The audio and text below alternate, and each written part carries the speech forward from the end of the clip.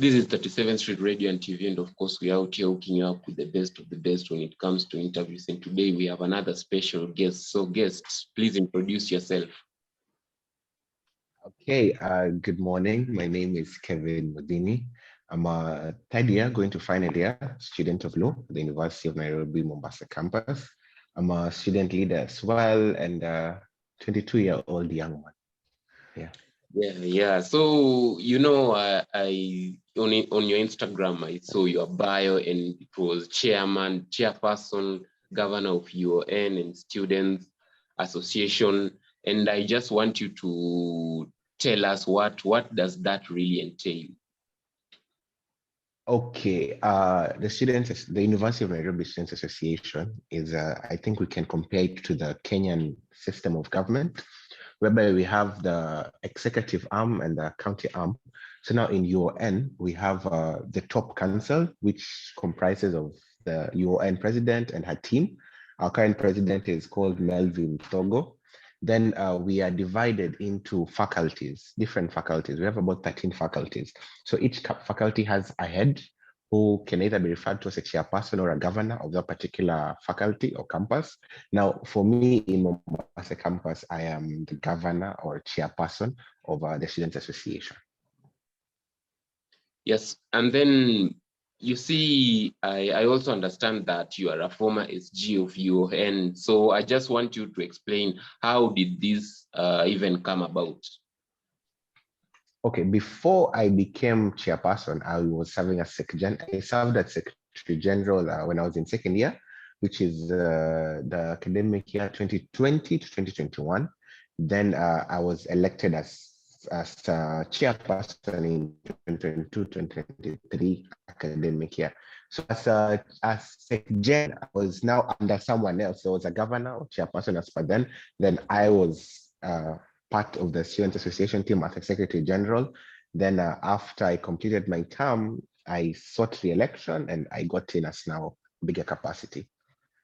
This is just basically leadership. So I want to understand that are these things that you are interested as a child, or are these things that the interest just grew up as you are an adult like this? Fun fact, I've been a leader throughout my academic journey. From primary school, I was an assistant head boy in class 7. I was a head boy in class 8. I was at a school called Nyali Primary or Nyali School here in Mombasa. Then I went to high school in Bungoma called Friends School Kamsinga. And in Friends School Kamsinga, I was also a captain then. Then I came to UON, I was a class representative. Then I became a secretary general. Then I became a chairperson. So leadership has been part and parcel of my journey throughout, all through. So you can clearly say it's been a passion ever since I was quite young. So in future, do you maybe see yourself as a politician or something like that? In future, I see myself as a leader in whatever capacity. I don't know if I'll be in active politics, if I'll be in boardroom politics, but one thing that I know is the country must get to also feel my leadership. From all these experiences, I want you to just talk about how has it been like being an SG, being a chairperson, like how is the experience?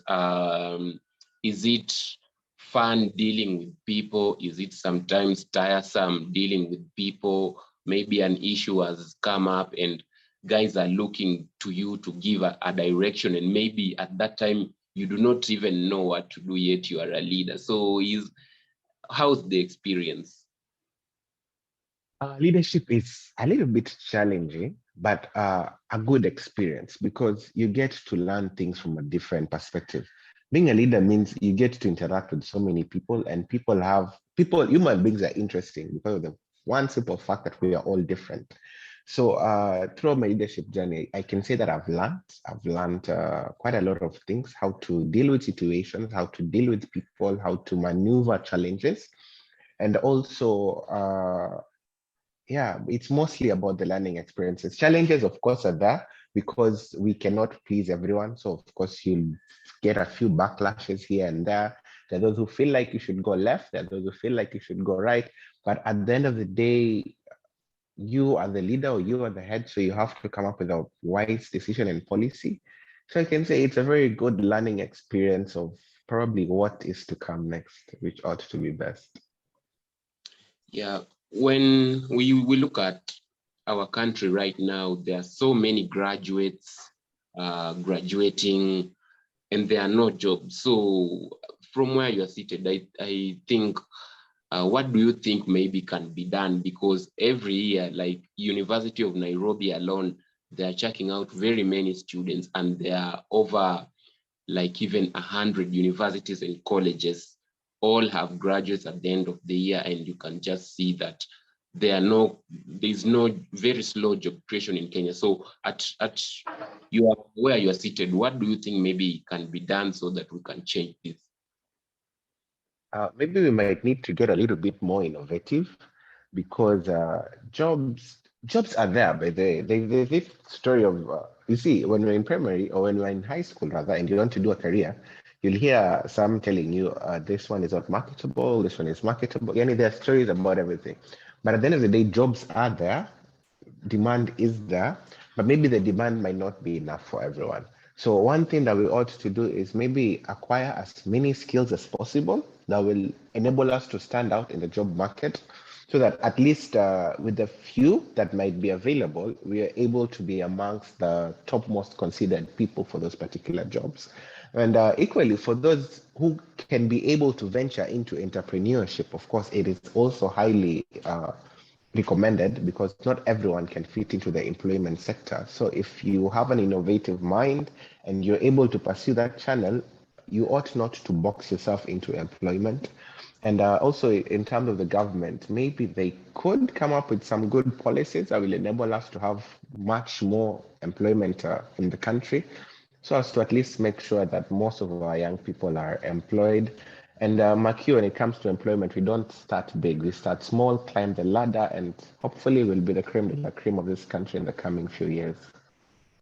And then when you talk about Generation Z, and these are just young people like us, I don't know if you have heard, but there has been a lot of complaints at the workplace. They are like, this generation, we are not really hardworking. We are not really fit for the workplace. Guys want to work from home. Guys don't want maybe to receive calls after work hours. So do you really think these complaints are valid, or what are your views on this? It depends because, okay, Generation Z is, we're bringing a whole new mindset of things, yeah?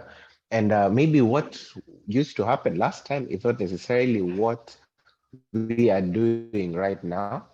So for we as a generation, we ought to be more, how can I put it?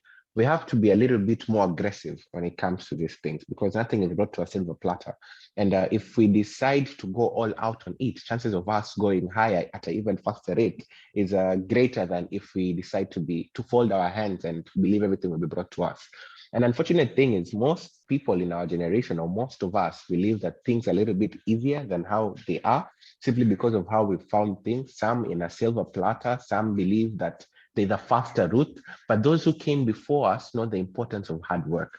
So even we as Generation Z have to acknowledge the importance of hard work and put the best of us to it. As long as it doesn't infringe our rights, we ought to give it our best shot.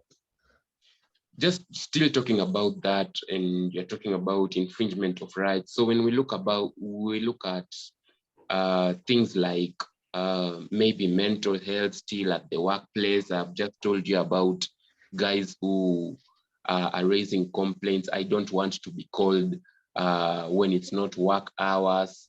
So there are also guys who are raising up discussions like, uh, I cannot get out of my house, go to work and work on my laptop, and then come back home instead of just waking up early in the morning and working from my laptop at home. Do you really think maybe the workplace will start catering for Gen Z demands at the workplace? It's not demands. It's up to us to fit into the conditions that are there in the workplace. So I've said, as long as it does not infringe what you believe in as a human being, we ought to adapt to what is there. If we don't, there are those who will come and they will adapt to what is going there. And that's how we'll end up losing chances and start crying that, again, employment levels are quite low. When it comes, okay, the country is changing as at now, yeah? You can see work is no longer necessarily at the office. It's now even in the computer and things of that sort. You work from home, you work from far. But one constant factor is that you must be short. You must be aggressive with it. You must be intentional. You must work hard. So there is nothing that can come to take away the value and importance of hard work, regardless of whatever generation it might be. We must give it our best shot. For guys who have completed high school and maybe they want to join uni, I want you to maybe advise them on how to maybe choose these courses, because they are also running a risk of choosing courses that are not marketable, because maybe they don't know how the market is at this particular moment. They are running a risk of choosing a course that is not even marketable in our economy. So guys who are fresh from high school, like, how can you personally help them like navigate and know what to choose and what not to choose? I think one of the most important things when it comes to choosing a course, it all begins with what is it called? Your passion. What do you have passion for? That would be the first thing I'd tell someone who would like to join the university. Then after that, it would come to logic, because you can't tell me you have a passion for something that will not necessarily foot your bills or take care of your demands or your family in the future. So once you've known your passion, tell me about the logic behind it. Is it what are the rates of employment? Where is it offered? Are you able to cater for the fees and things of that sort? Will you get, are your chances of getting in okay? Then after that, that's when now we move forward. I think when it comes to marketability, what exactly is this course marketable? I think the only course that is not marketable is that does not have a job. But if something has a job, then it is marketable. As long as you have a passion about something and it's logical, I'd advise you to go straight forward with it. If you were to look at marketable, I think there's some people you can talk to, and almost every course is not marketable according to them. I'm personally doing law. There are those who will tell you law is not marketable. There are those who will tell you medicine is not marketable. There are those who will tell you IT is not marketable. Everyone has a perception. But if you have a passion for it and it's logical, I think you can wade your way around it and make it.